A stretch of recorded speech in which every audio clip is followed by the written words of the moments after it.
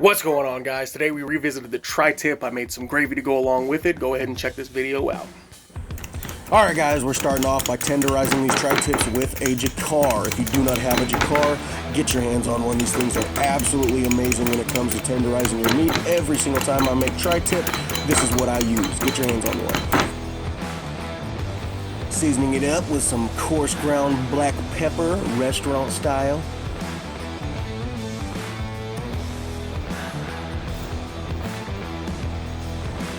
Next up is a McCormick brand sweet and smoky rub. This stuff is absolutely amazing. All right, I don't care if it's the McCormick brand or not.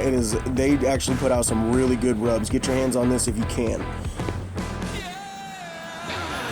All right, we're preheating to 275. Once we are up to temp, we're gonna throw these guys back onto the Traeger. We're gonna let these go for about 45 minutes, and while that's happening, I'm gonna go ahead and start preheating my coals. All right, the coals are nice and hot. We've already had these guys on for about 45 minutes. Now we're gonna go ahead and reverse sear them over here on my grill grates. This is literally the same process that we did in the video previously when I made tri-tip. We're just getting those nice grill marks on the side, and we're just kind of finishing off and making sure that these things get up to temp.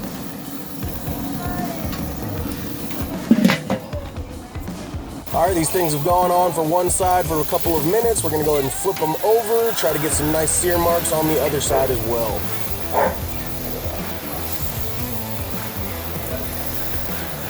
Alright, once these guys are done, we are going to let them sit inside and rest while we go ahead and jump outside and start making our gravy. Starting with a full stick of butter, we're also going to go ahead and add a drizzle of olive oil. The olive oil is going to keep the butter from burning while we start putting all of our ingredients inside the pan.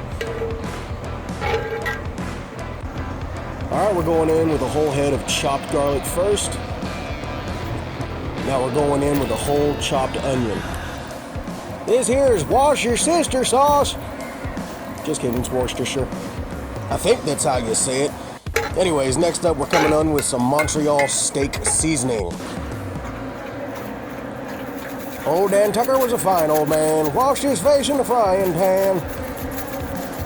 Alright, next we are going to be adding some white chopped mushrooms. I'm adding the whole pack because who doesn't love mushrooms? If you don't, get off my channel right now. Just kidding. So much of cooking is literally just stirring and stirring. Anyways, next we're adding a whole cup of beef stock. And get your hands on a bottle of red wine. It doesn't have to be anything fancy. This thing was only about $2. Give yourself a couple of glugs. Finally, we are adding some brown gravy mix. I'm adding about 3 tablespoons, maybe a little bit more. I'm just kind of eyeballing it. You can use flour if you want to be fancy.